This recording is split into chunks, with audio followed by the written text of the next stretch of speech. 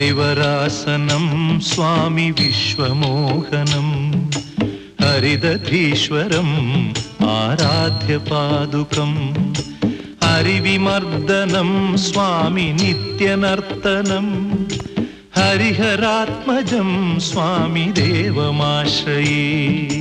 शरणमय्यप्पा स्वामी शरणमय्यप्पा शरणमय्यप्पा स्वामी शरणमय्यप्पा।